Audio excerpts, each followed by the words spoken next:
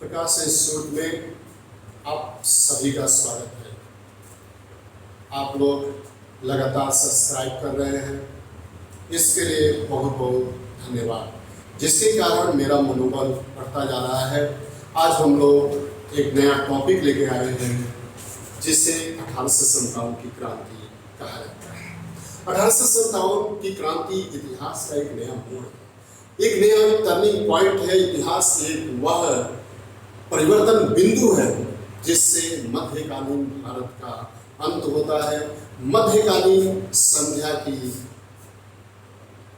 अंत हो जाती है और फिर जो सुबह होता है वो आधुनिक भारत की सुबह होती है। आधुनिक भारत की सुबह होती है जिसमें हर चीज आधुनिकता का समावेश होता है, जिसमें हर चीज आधुनिकता का उसमें दृष्टिकोण देखा जाता है। इस 1857 की क्रांति के बारे में कुछ महत्वपूर्ण पॉइंटों पर चर्चा कर ले, कुछ महत्वपूर्ण बिंदुओं पर चर्चा कर ले। तो इसमें हम सबसे पहले बातें करें 1857 की जब क्रांति हुई तो उस समय इंग्लैंड का प्रधानमंत्री कौन था? उस समय इंग्लैंड का प्रधानमंत्री कौन था? तो उसका एक लाइन में आंसर जाता है पामस्टन।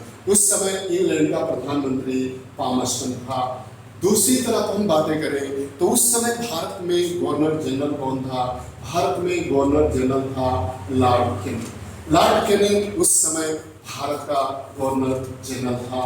दूसरी तरफ हम बातें कर ले तो अंग्रेजी सेनापति कौन था? मुख्य सेनापति तो उस समय जॉर्ज हैरिसन। लेकिन जब विद्रोह शुरू हो गया, जब विद्रोह है कुछ समय तक चला, तो उसके बाद इसका जो सेनापति बना दिया गया वह मुख्य सेनापति कॉलिन कैंपबेल बना दिया गया। कॉलिन कैंपबेल को मुख्य सेनापति बना दिया गया। दूसरी तरफ हम बातें करें तो उस समय कौन मुगल बादशाह था? तो उसका नाम है बहादुर शाह सेकंड उर्फ जफर। उसी को बहादुर शाह सेकंड उर्फ जफर के नाम से भी पुकारा जाता है। यहाँ पर हम बातें करें तो इस 1857 की क्रांति का एक समग्र अध्ययन करने के लिए हमने कुछ टाइटल चुना है, कुछ शीर्षक चुना है।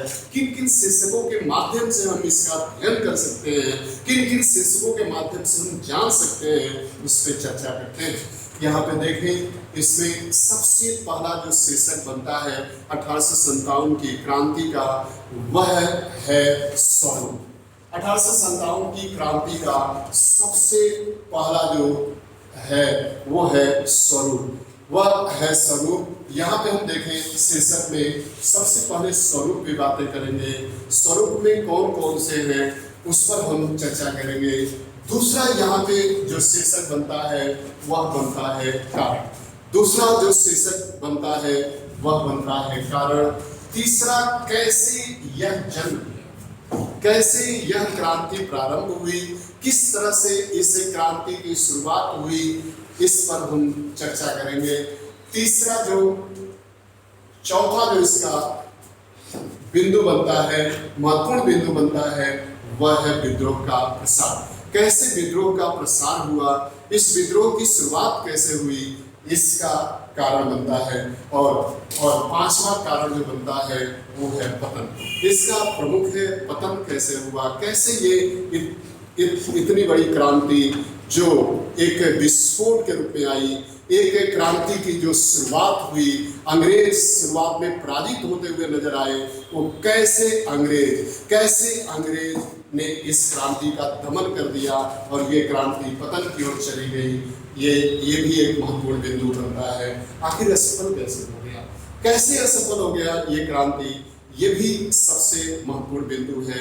सबसे महत्वपूर्ण बिंदु है इसके असफलता का कारण। इसके असफलता का क्या क्या प्रमुख कारण है, कैसे ये क्रांति असफल हो गई, उस पर भी हम बातें करेंगे। उसके बाद हम देखें तो इसका है महत्व। आखिर इसका महत्व क्या था, इस क्रांति ने क्या प्रभाव छोड़ा, इस क्रांति के प्रभाव के कारण ही देखा जाए तो आने वाले समय में पूरी भारतीय जनता जागरूक हो गई, स्वतंत्रता सेनानी जागरूक हो गए, जितने भी राष्ट्रभक्त थे उनमें जागरूकता बढ़ गई। तो ये महत्व है। आखिर इसने परिणाम क्या दिया, क्या क्या इसका परिणाम है, इस पर भी हम बातें करेंगे। तो ये एक शीर्षक है, टाइटल है जिसके माध्यम से हम पूरे 1857 की क्रांति को देखेंगे। यहाँ से देखा जाए तो प्री के भी सवाल पूछे जाते हैं, मेंस के भी सवाल पूछे जाते हैं। जीएस में आप देखेंगे जगह जगह पर मेंस के भी सवाल यहाँ से पूछे जाते हैं, प्री के भी सवाल पूछे जाते हैं। तो इन सब पे हम चर्चा करेंगे कि आखिर इसमें क्या क्या सवाल बन सकते हैं। इसमें हम सबसे पहले स्वरूप की चर्चा करेंगे। 1857 की क्रांति का स्वरूप क्या है, इसी को प्रकृति भी कहते हैं, इसी को स्वरूप भी कहते हैं। 1857 की क्रांति का स्वरूप क्या है, प्रकृति क्या है, इस पर हम बातें करेंगे। इस 1857 की क्रांति के बारे में अलग अलग विद्वानों ने अलग अलग चर्चाएं किया है। इसमें देखा जाए तो जब 1857 की क्रांति शुरू हुई, जब 1857 की क्रांति की शुरुआत हुई, तो उस 1857 के क्रांति के समय देश की अलग ही स्थितियां थी, देश की परिस्थितियां अलग थी। उस समय देखा जाए तो सर सैयद अहमद खां देखा जाए तो उस समय बिजनौर में सदर अमीन के पद पर तैनात थे। उस समय सदर अमीन के पद पर कौन तैनात थे, सर सैयद अहमद खां तैनात थे। दूसरी तरफ हम बातें करें तो सर सैयद अहमद खान ने इसे सैनिक विद्रोह कहा है। सैनिक विद्रोह से बढ़कर कुछ नहीं बताया है। और उन्होंने एक पुस्तक भी लिखा फारसी भाषा में, जिसे असबागते बगावते हिंद के नाम से पुकारा जाता है। ये 1857 की क्रांति पर लिखी जाने वाली सबसे पहली पुस्तक है। 1857 की क्रांति पर लिखी जाने वाली जो सबसे पहली पुस्तक है, जिसे असबागते बगावते हिंद के नाम से पुकारा जाता है। दूसरी तरफ हम बातें करें तो उन्होंने इसमें कहीं पर भी इस पुस्तक में उन्होंने इस सैनिक क्रांति के अलावा कुछ भी नहीं बताया है। इसे न तो प्रथम स्वतंत्रता संग्राम बताया है, न तो देश के लिए हितकारी बताया है। बस ये बताया है कि ये देश का प्रथम स्वतंत्रता संग्राम नहीं था, बस ये सैनिक विद्रोह के अलावा कुछ भी नहीं था। लेकिन इन्होंने सबसे पहले आंखों देखा वर्णन किया, इस पर सबसे पहले लिखने का कार्य किया।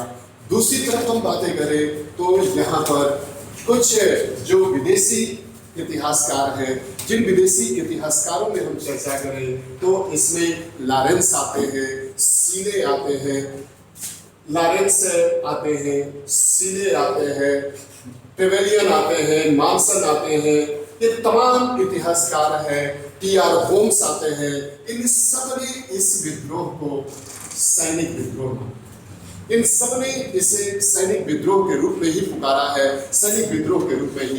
पुकारा है। लेकिन वहीं पर देखा जाए तो ब्रिटिश इतिहासकार एल.आर. रीज ने इसे धर्मांधों और ईसाइयों के बीच एक धर्मयुद्ध बताया है कि जो अंग्रेज थे वो ईसाई थे और यहाँ के जो लोग थे वो हिंदू थे, मुस्लिम थे। और उन्होंने ईसाइयों की सत्ता को उखाड़ फेंकने के लिए 1857 की क्रांति की शुरुआत की। 1857 की क्रांति का बिगुल फूंकने का काम किया, ये रीच का मानना है, जो ब्रिटिश इतिहासकार।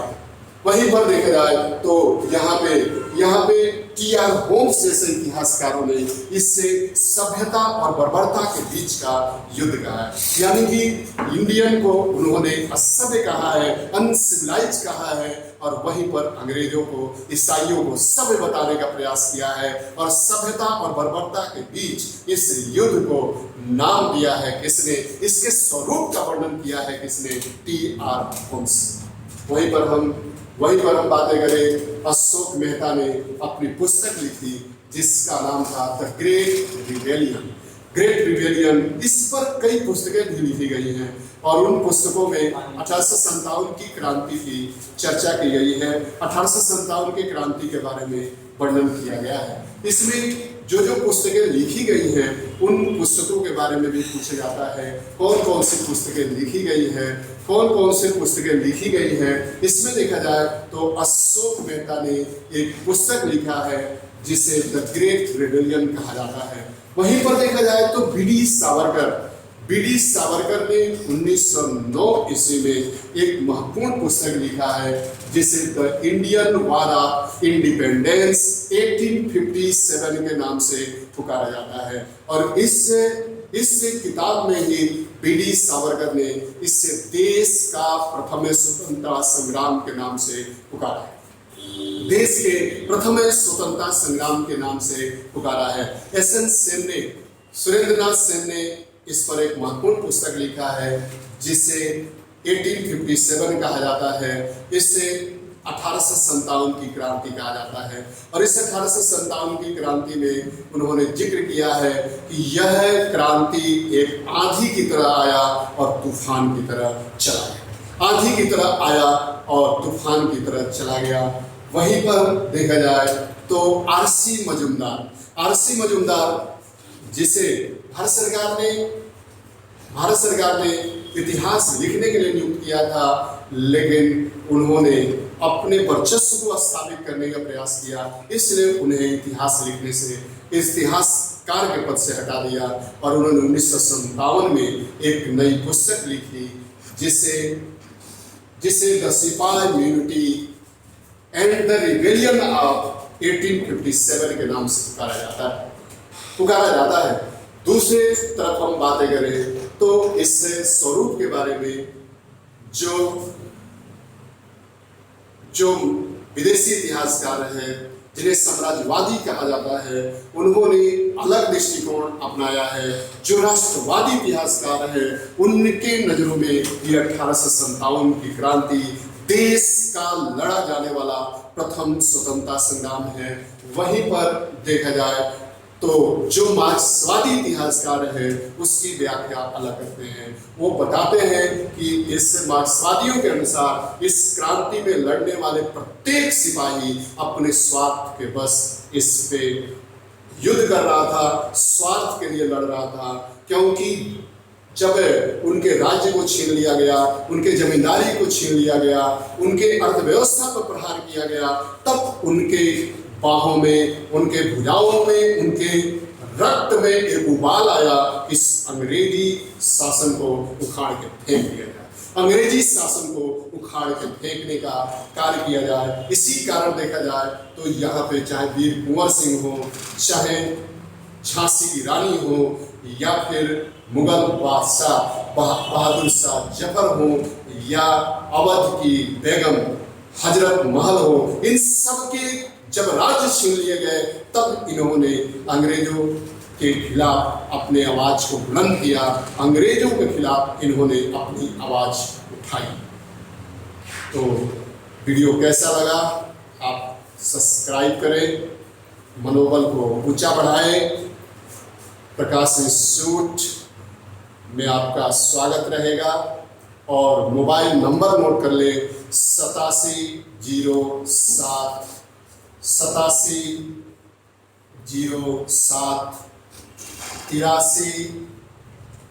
51 99। कोई भी समस्या है फोन करें, उसका स्पष्टीकरण जाने, बहुत अच्छा लगेगा। थैंक यू, धन्यवाद।